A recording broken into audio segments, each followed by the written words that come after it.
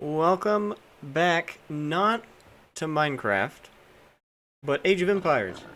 Um, Now I know a lot of my current subscribers are from my Minecraft stuff, so sorry to those of you that are here for Minecraft.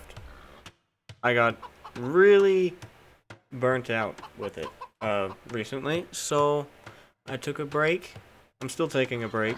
It might be a little while longer before I stop, but I went back to Age of Empires because I haven't played it in a while, and boy, did a lot of stuff change while I wasn't playing it.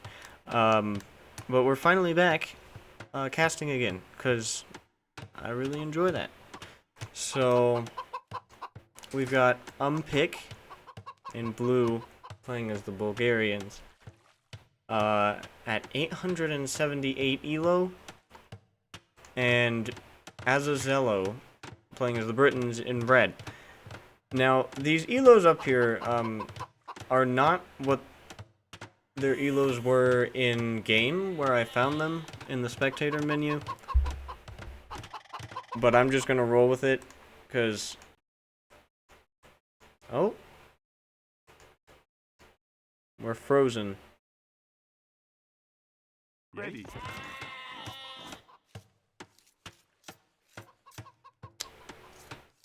Okay. Hopefully that's a once-off thing. I'm not really sure what happened there, but I don't. For those of you that know what this game is all about, I don't have small trees on, because it wouldn't let me put them on. Oh, wait, I know what's happening. So very recently, there were actually a lot of new things added to the game. They added a bunch of different tree types, and they added chickens in, which are pretty cool. They give you very little food, but they're cool. Look at them. Look at those idiots just sitting there. But they also added new trees, and these are the new trees. They added willow trees and Asian maple trees. And I think, oh, these are Asian pine. So all these new ones are still big because I assume the small trees mod has not, like, Capture Age hasn't kind of managed to make the new trees small, which I don't mind really, because we're doing a lower elo game. These people probably don't have the small trees mod installed, but so it's more realistic. Now, I mean, this is probably gonna be hard to follow for the people that don't play Age of Empires. But Nomad is primarily a water map. It's more of a hybrid map because you're going to be fighting on both land and water usually. So you want to go for a civilization that has good units on land and good units in the water. Or you can go for one that's really good on land and make sure to steer it away from naval fights, or vice versa. And here we have two very interesting picks. If you had one of these civilizations going up against a naval civilization, you would be screwed. You don't want to play as Bulgarians against someone like the Spanish or the Italians, for instance, and you also don't want to do that with Britons. But both of them together kind of evens out, because I don't think we're gonna see either of these players make a dock. So this is all gonna be on land, and the water's just gonna be for decoration. It's just gonna be sitting there looking pretty. Now, among some of the other changes that I came back to were changes to the map generations, and one of the maps affected was Nomad. It's been modified to look a lot more natural. Usually, you would get these shapes that were just like giant blocks, or kind of like a C, the letter, like that, and that's all it would really be. But now there's like big ponds in the middle, like guaranteed, I think. like landlocked pawns are now guaranteed. Those used to be a rare thing, and then I think there's still a chance of like a shallow area like generating, which is where both land units and water units can pass. I haven't seen one of those. Oh my god. Blue is probably going to lose his villager trying to get this boar in. Okay, that was close. Gotta be honest, I was hoping it would die, because I don't know. I just wanted to... That would be the first blood of the game. And it would be very fittingly not inflicted by either player. But it's very calm right now. Neither player seems to have found the other. Although blue does have a villager kind of walking around the island trying to find red. And building houses along the way. So that they don't get housed. Gotta make sure you have that population space. And red's kind of doing their own thing up here. Yeah. These two are just from moving their two of their starting villagers over to their town center here, and they have not done much else. Now, what blue's doing is better than what red is doing. You want to make sure you know what's going on in Nomad especially, because your opponent could be anywhere on Nomad since they don't start in a set location. They get to pick where they live. So, you really want to know where your opponent is, because they could be 5 feet away from you or across the map. So, what blue's doing is good, but I'm not sure if they should be using a villager for it, because that does get rid of some of their, like, resource collecting time. And blue actually made a dock. That's good. I don't think either one would. I think Bulgarians have worse navy than the Britons. I've basically forgotten every bit of knowledge that I had, other than very base level stuff. Because I feel like before I took a break, I probably would have known what the navy situation for Bulgarians compared to Britons is, but now I've got no idea. I think Britons have like passable navy. They might get fast fire ships. Other than that, I think... Oh yeah, you can check here. Oh yeah, Britons actually have really good navy. And Bulgarians, yeah, they don't. They only get galleon as an Imperial Age ship. So not the best at all. In fact, probably among the worst, because they also don't get bonuses. So I definitely, you wouldn't expect to see blue here on... I think that's also a bug. There are a lot of bugs, I think, with the new patch that brought about all the trees and stuff. It also brought us new castle variants for a bunch of different civilizations. Because a lot of civilizations, they would just have a regional castle variant. Like, you know, say you have... Because there are like, I think 50 different civilizations in the game now. With the new DLC that's coming up. There will be. And some of the older ones from back when the game first released in 1999, and most DLCs going forward until a certain point, every region would have just one castle instead of every civilization having their own unique castle, and they changed it so now every civilization has a unique castle. And I feel like I like it, because I've always wanted that, but I'm sure it does, like, reduce the readability of the game for newer players. Oh, already using the market. They're buying up to Castle Age. Okay. Now I realize, after taking a break, people probably improve while I'm, like, just not paying attention to the game at all. But I think that might be the first time I've seen someone at 800 elo use the market to buy up to the next age. I could be wrong there. Okay. There's been military action.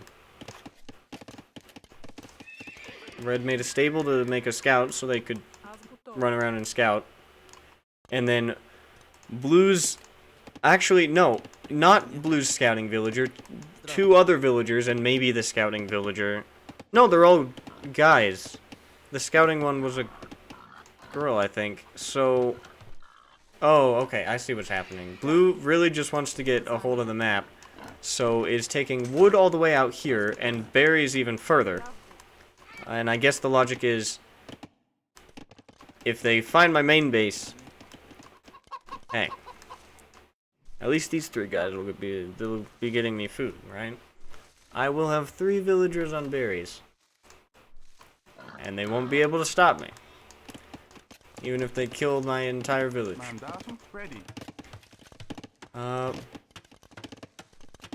What?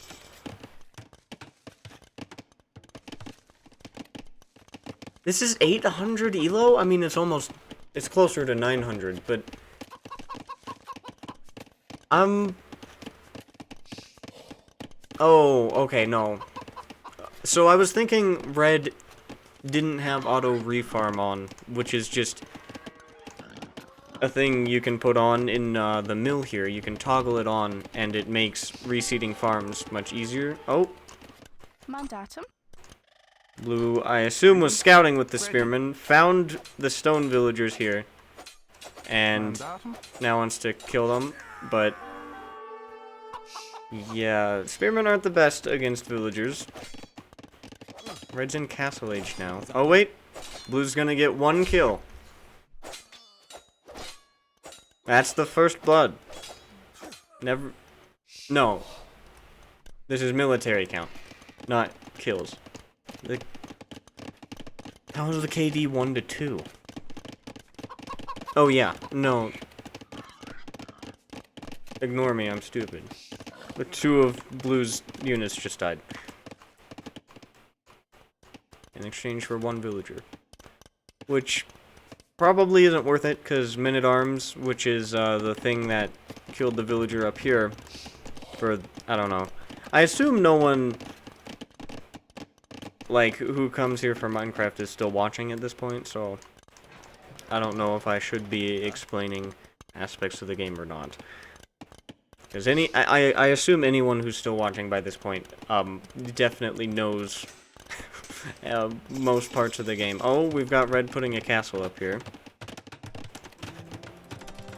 And blue's also making a move.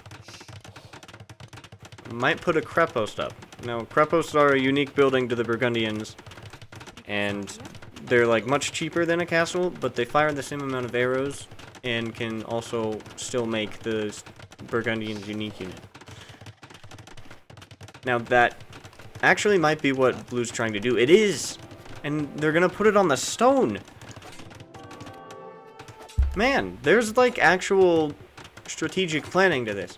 I was expecting just, you know, like, they've got the idea of the Krepost that they want to do, but they would just place it kind of like a little forward, not on a resource. But no, this is completely blocking the stone for red, so they're not going to be able to take that stone anymore if you're red, and that secures the stone for blue, and also gives them something to make their unit out of.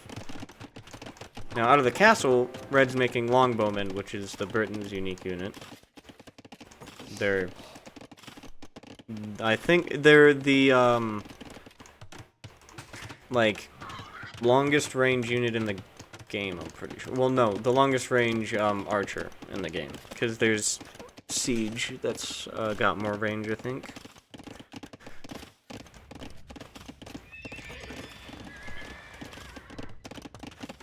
Well, red's looking pretty good here.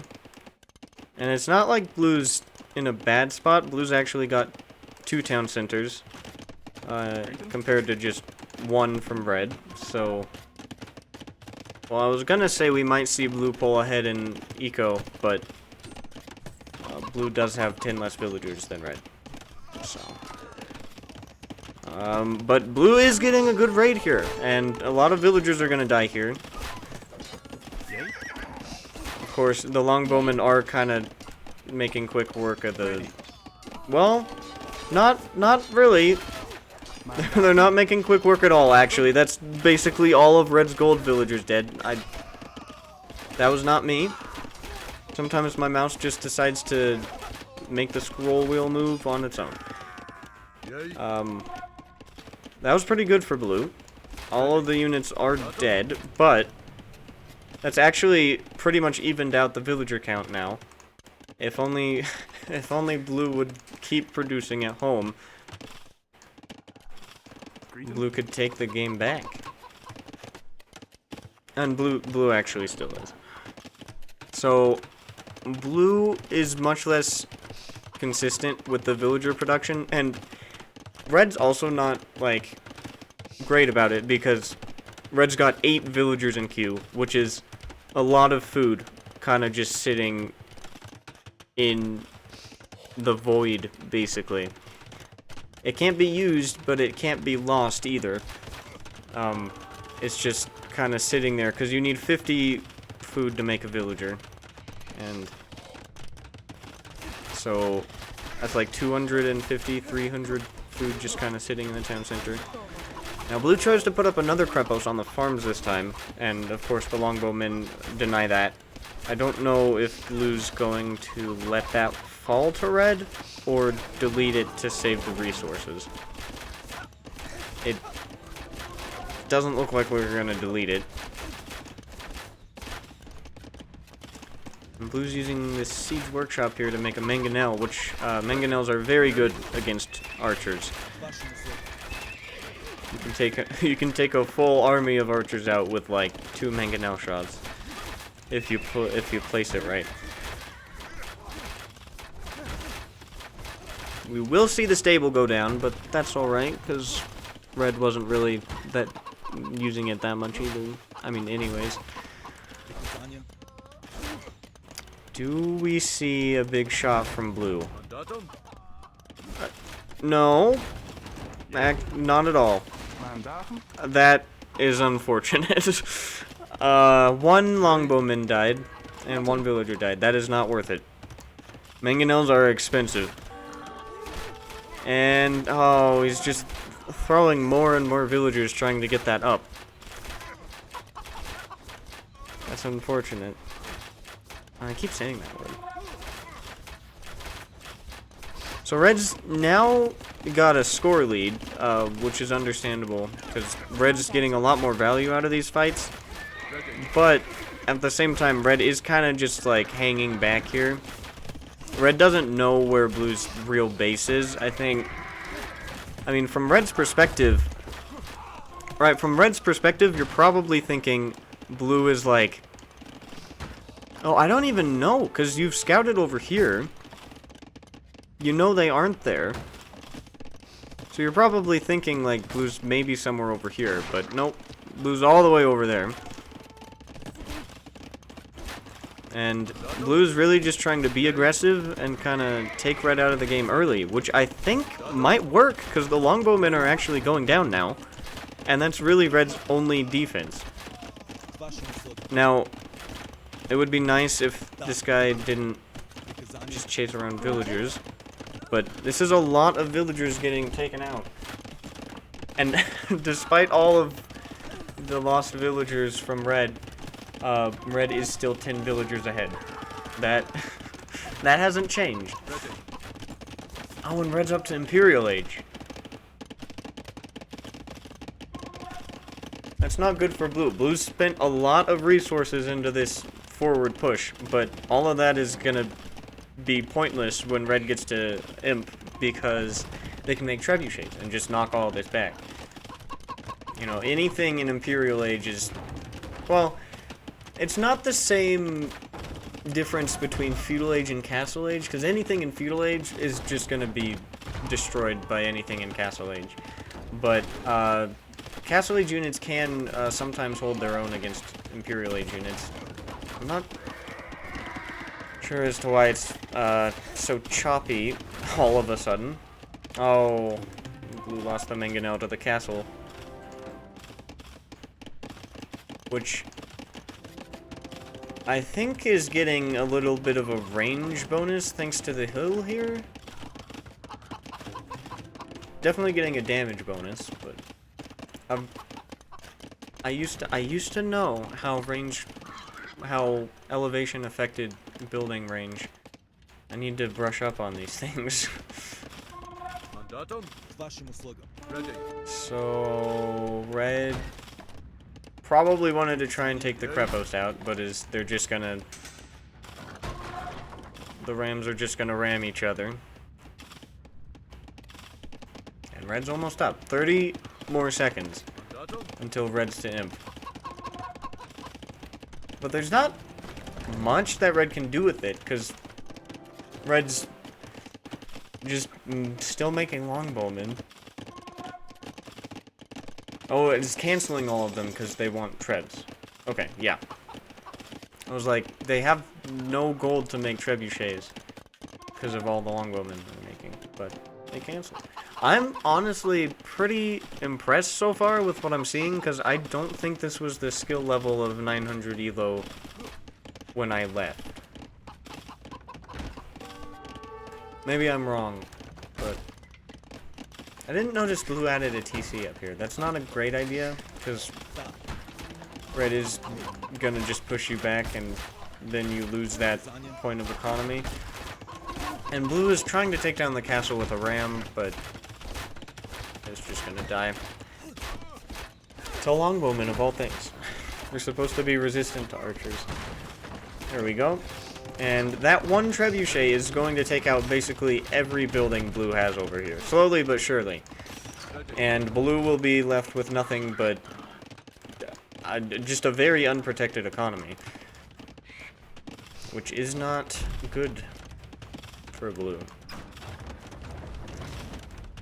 Now, it would be cool if we could see a castle from blue, because that would show off one of the new unique castle textures, but also blue could make trebs.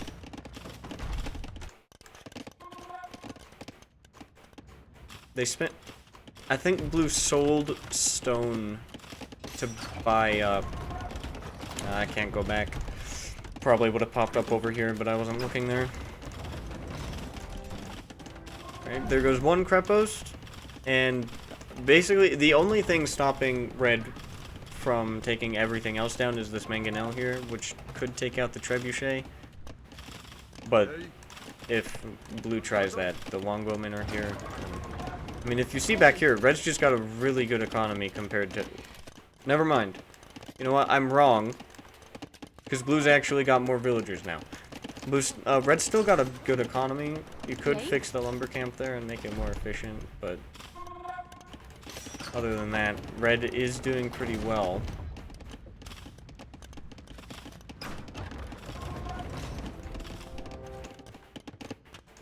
And we're gonna see blue put a castle up down here. That's good, but maybe too late. Oh boy. Okay, they're not elite longbowmen yet, which is when it gets really dangerous, but I really need the scroll wheel to stop having a mind of its own. I mean, look at that. They just have so much range they can just take down the mangonel without even having to get close enough to it that it could be a danger. And blue's gonna run home with those guys.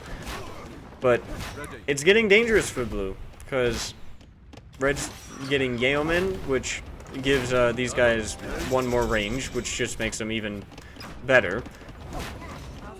And, oh boy, red has ballistics and chemistry, which ballistics make it so that you can hit moving targets, which is how all those villagers died.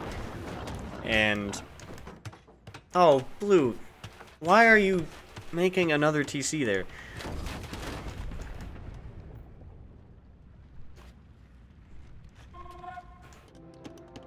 Oh, I forgot.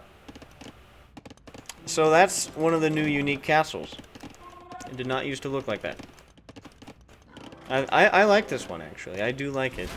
There are some that I think look weird, and I actually like less than the original generic regional castle. But I don't play those civilizations very much anyways, so it doesn't really affect me that much. And you know what? Red's so rich, they're just leaving the trebuchet up there. You know? They're gonna make a new trebuchet for every building they have to take down. And as you can see, it's getting pretty bad for blue, because I don't think one of Red's longbowmen were touched there. And just to rub salt in the wound, Red also got the unique tech for Britons, which makes their trebuchets, I think, 100% accurate and do splash damage.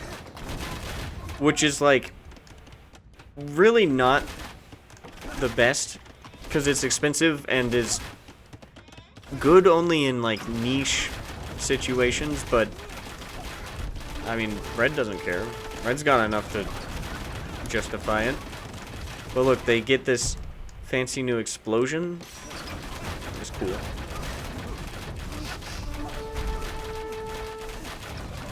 Actually, I think that's chemistry that's adding the fire to the explosion. But look, those guys took 1 damage. That's why it's not the best, because it's not like insane splash damage. It's very little. But blue put so much into that first push that when it failed, I mean, blue just lost all momentum, and I don't think blue's gonna be able to win this from this point. Because blue is... Oh wait, blue is going to try and make onagers, which are the upgrade to mangonels, and they're even better against archers.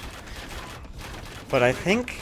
I mean, with the range on these longbowmen and the upgrades they have, I think Red's picked up full upgrades for these. They'll still take out the onagers without even batting an eye. I mean, look at that. It's just gone. Melted.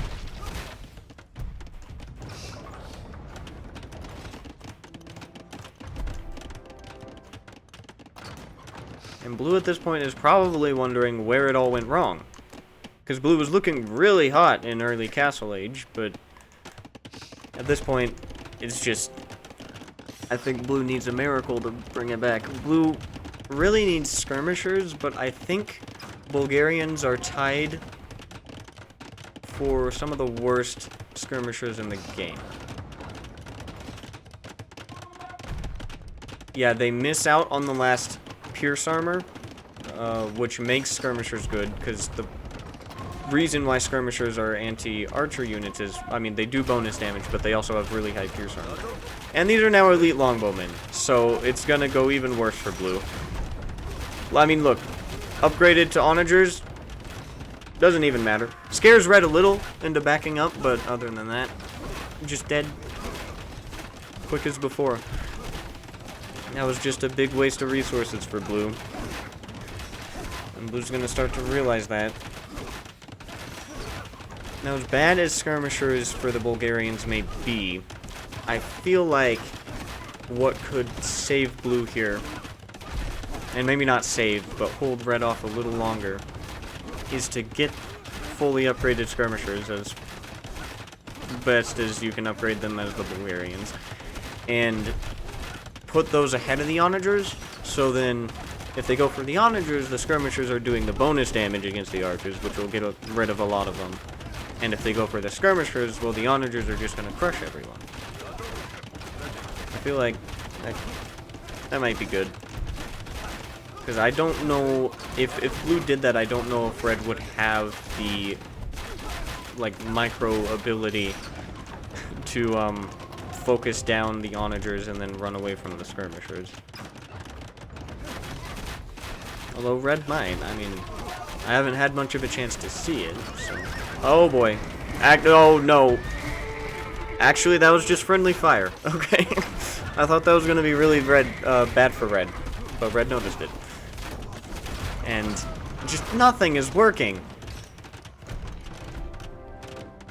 One big problem for blue is that they're sending everything in one at a time, which is one of the biggest traps when you're losing a game, is like you get desperate and you just start sending in units one after the other, hoping that one will do something, but if you don't mass up units, they don't do much, and red does win with 57 total longbowmen and 33 in the front right there. And blue finally realizes that it may not be working out. Although this town center did survive, so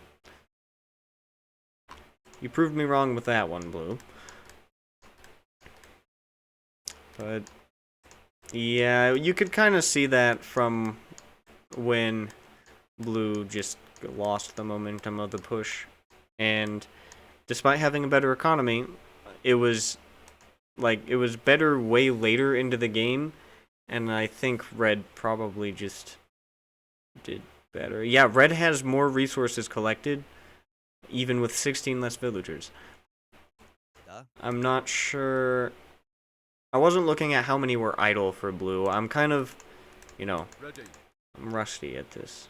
It's been a little while since I did this. If we go back to here, oh yeah, blue's got 10 idle villagers. 10 villagers just kind of doing nothing. Oh, and the rest are just repairing here. So that's about 14 that are idle right now. Well, not collecting resources, at least.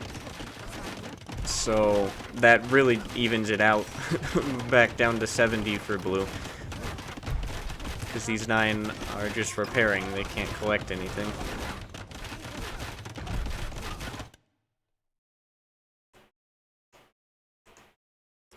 Well, I think that was alright for the first one back. I don't know how I'm gonna balance both games, because it's like I get really into one for like 6 months and then really into the other for 6 months, but that leads to people coming to my channel for one or the other instead of just me doing stuff. They come for either me doing Minecraft or me doing Age of Empires. And so when I switch back to the other, it's like people are probably going, what the heck is this? I've never heard of this game. For Minecraft to Age of Empires, because most people have probably heard of Minecraft. APM, which it used to always be my favorite statistic, but now it's kind of just, it's like, I wanted Capture Age Premium solely for the APM, but now I just like it, because it's just better for casting. If you use the free version, it's very good for casting, but Premium allows you to kind of skip wherever you want on the timeline here. Takes a little bit to load, but then, oh, look at that. You're back all the way at the beginning of the game. And I just think it's better than the free version, because you can also see that, although I think that's in the free. But yeah. So, I don't know. I kind of have a dilemma with doing both, because I don't like doing both at the same time, but the way I like to do it also probably confuses people who come for one aspect. So I'm not sure how to fix that, because I prefer to just do things the way I like to do them and not like what would be best for viewership and engagement, because it's not really why I do this. But anyways, that's enough of me talking. So thanks for watching all the way through if you did, especially if you're someone who came to me because of Minecraft, because you probably had no idea what was going on this whole time, and probably still don't. But if you liked it, I do more of this stuff. Just it kind of depends, like when. You know, whenever I'm not doing Minecraft, I'm doing Age of Empires. So that's kind of it. But anyways, thanks again for watching, and yeah, I'll see you later.